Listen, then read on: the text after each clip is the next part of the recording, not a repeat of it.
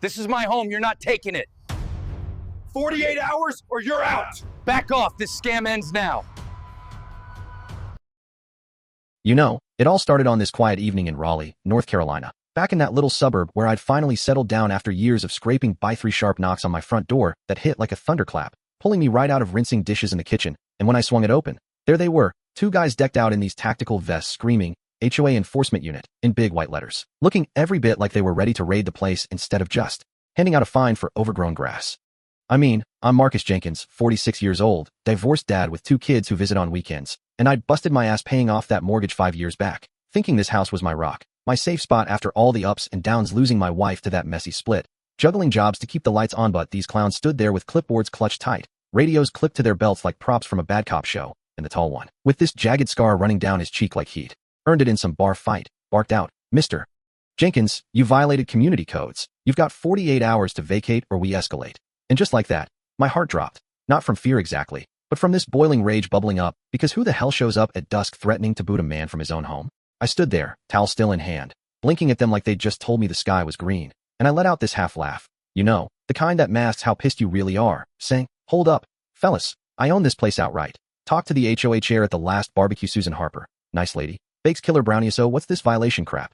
The shorter one, stocky with these aviator shades even as the sun dipped low, shoving them up his nose like it made him look tougher, stepped closer, his voice all gravelly and rehearsed. "Doesn't matter what you think you own, codes are codes. Non-compliance means you're out. Pack your bags, or we'll handle it our way." And I could feel my chest tighten, my mind racing back to all those late nights working overtime just to make this house mine, the memories of my kids running through the yard, the divorce papers that left me clinging to it like a lifeline, and these guys, with their fake-ass patches that looked printed off some online template, no real badges, no signatures on their papers, just generic forms that screamed scam. They were banking on me folding on that gut punch of doubt, making me question everything I'd built. But something in me snapped, not violently, just this quiet resolve kicking in me. Old man always said real power doesn't yell. It stands firm. Man, I crossed my arms, staring them down. "You mind telling me exactly who sent you? What's the code number? Hell, show me some ID that doesn't look like it came from a costume shop." And the tall one leaned in, his breath hot and stale like cheap coffee, smirking. "We're not here for chit-chat, buddy. 48 hours, or we come back with reinforcements." Which only fueled my suspicion because I'd heard whispers in the neighborhood about shady deals, folks getting pressured to sell as property values skyrocketed. And these two? They weren't HOA grunts. They reeked of something darker, maybe tied to some local developer who'd been buying up lots on the cheap, using intimidation to flip houses for profit, preying on single folks like me who might not fight back hard enough. I glanced past them to the street, hoping a neighbor might poke their head out, but it was dead quiet, just the hum of a sprinkler somewhere, and I muttered under my breath, "This ain't right," stepping back inside but leaving the door cracked, my phone in hand, debating whether to call the cops right then or wait, because part of me wondered if this was just a prank gone wrong. But deep down, I knew it was a shakedown, designed to rattle me into signing over deeds or just abandoning ship so they could swoop in. As I paced the living room, heart pounding like a drum in my ears, replaying their threats the way the short one's hand twitched near his vest like he was itching to make a move, I peeked through the blinds. And sure enough, their black SUV was still parked curbside, them inside, probably thinking I'd crack and come begging for mercy. But nah, that wasn't me. I'd faced worse, like the day my ex walked out, leaving me with echoes and empty rooms, teaching me that backing down only invites more pain. So I swung the door open again, yelling out, "Hey, you gonna sit there all night or tell me what board member's pulling your strings?" And the tall one hopped out, boots thudding on the pavement, striding back with that fake authority swagger. "You're making this harder than it needs to be. Jenkins homeless by week's end if you push us." And I fired back, closing the gap. "Push you? You're the ones trespassing with your dollar store gear. I bet Susan Harper's never heard of you clowns," waving their phony eviction notice like it was toilet paper, because it was laughably no seal, no details, just bold threats typed up to scare the uninformed. And that's when I saw it in their eyes, a flicker of annoyance, because they thrived on isolation, on hitting folks who lived alone, no backup. But little did they know, my old Navy buddies were due any minute for our annual catch-up, guys who'd seen real action, not this pretend bullshit. And then, like fate decided to throw me a bone, headlights turned the corner, 3 trucks rolling slow, doors popping open, and out stepped my crew. Luke Harlan, broad as a barn door with that salt and pepper beard that made him look like a grizzled vet. Travis Boone, quick with a joke, but eyes sharp as knives. Garrett Slade, the quiet one who could spot a lie from a mile away.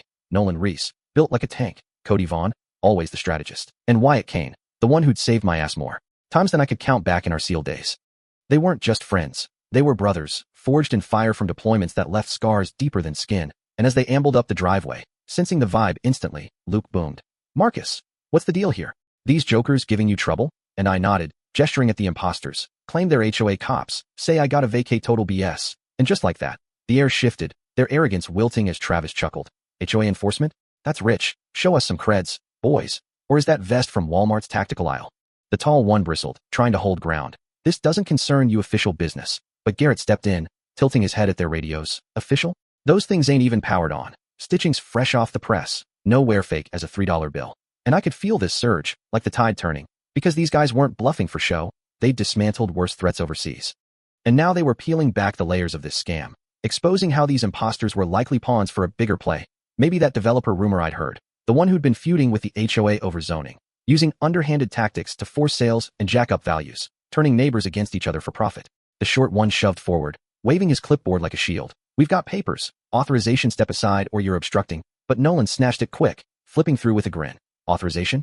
This is a template download. No signatures. No nothing. Me kid could forge better in art class. Tearing it in half and letting the pieces flutter down, which drew the first murmurs from the street as neighbors finally emerged. Phones up, recording the drama unfolding like a live show. Wyatt leaned in, voice low and cutting.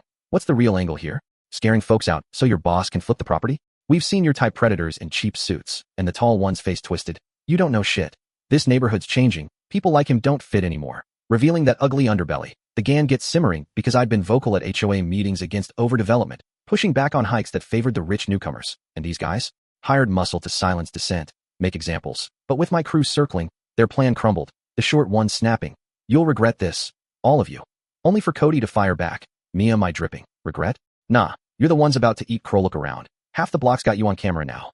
Tension hung thick, like storm clouds ready to burst, and just as the imposters edged toward their SUV, trying to salvage some dignity with muttered threats, we'll be back. Jenkins, count on it. Another set of headlights joined the fray, my buddy Declan Moore's pulling up late, hopping out with that easy confidence, scanning the scene and drawling. Missed the party? Who are these posers? And as he joined the line, dismantling their last shreds of bluff with a pointed, that patch. eBay special real enforcers don't need to overcompensate. The imposters froze, outnumbered, outmatched, their scam exposed in the glow of phone screens as neighbors whispered. That's Marcus's place. Those guys look shady. Turning private intimidation into public spectacle. I stepped up then, voice steady but laced with that deep-seated fire. You thought I'd cave because I'm alone? Thought a black dad in a changing suburb wouldn't push back? Wrong door, wrong minute. You fought for this home, for my kids' future here, against folks like you who see us as easy marks. And the tall one spat. Future? This area's moving up without you. But Luke cut in, towering. Move up? By bullying? Nah, that's low even for scum like you. And as they finally slunk into their SUV, engines revving but pride shattered, sirens wailed in the distance, real cops pulling up, boxing them in with lights flashing like Judgment Day. Officers spilled out, hands on holsters, the lead one Sergeant Ramirez, a no-nonsense vet himself barking. Hands up, engine off, and as the imposters complied, faces pale now, Ramirez swept his flashlight over their gear, scoffing. Props. All of it not even close to regulation. Yanking off a vest and holding it up. You boys know impersonating authorities a felony? Ad fraud, trespass, serious time. The tall one stammered. We're HOA reps, misunderstanding. But I chimed in. Misunderstanding? They threatened eviction, handed fake papers. Call Susan Harper, she'll confirm it's bogus. And Ramirez nodded, jotting notes as neighbors crowded closer, sharing videos, one yelling. They tried to scare him out. Caught it all. The short one squirmed under cuffs, muttering, this ain't over. But Garrett laughed. Oh, it's over. Your boss's little land grab scheme? Exposed. And as they were hauled into squad cars, the street erupted in relieved chatter, folks clapping me on the back. Mrs. Ellis from next door hugging me tight. Marcus, you stood tall. We all saw it. And in that moment, watching the taillights fade, I felt this weight lift, but also this quiet ache, realizing how close I'd come to losing it all if isolation had won. By morning, the buzz had spread. Local Facebook lit up with clips, the Raleigh Tribune running a piece on fake HOA thugs busted in suburban standoff, and cars slowed by my house, folks waving like I was some hero. But honestly, it left me reflective, sipping coffee on the porch as Luke joined me, saying, you know, Marcus, this wasn't just about your house. It was that developer's greed, twisting the HOA into a tool for pushing out long-timers like you, all for profit margins. I nodded, thinking of the kids, how this could have scarred them, or worse, left us homeless. But instead, it sparked something. A neighborhood meeting at the community center, Susan Harper at the podium, voice firm. We don't intimidate. We build community. These frauds exploited fears, but thanks to Marcus and all of you recording, standing together, we shut it down. Applause rolling as folks shared stories of similar pressures, proposing a watch group, not for paranoia, but for that backup we all need. Declan summed it up later at our rescheduled barbecue, raising a beer. To facing bullshit head on alone, you're a target, together, unbreakable. And as laughter echoed, fire pit crackling, I sat back, the house feeling more mine than ever, a symbol of resilience against those who divide for gain. But lingering in my mind was this nagging thought. Sure, we won this round. But in a world where money talks louder than community, how many more knocks like that are coming? And will everyone have the backup I did? Man, reliving that night still gives me chills the way fear twisted into fury, isolation into unity, but it makes you wonder, right? Was I just lucky with my SEAL pals showing up? Or is this a wake-up call that communities everywhere need to tighten up against these hidden agendas? What do you think? Have you dealt with shady HOA stuff? Or seen greed tear at your neighborhood? Drop a comment below, share your story. Let's debate if justice really prevails, or if it's all just luck of the draw. Hit subscribe if these real-life tales hit home, and maybe together we can shine a light on the shadows.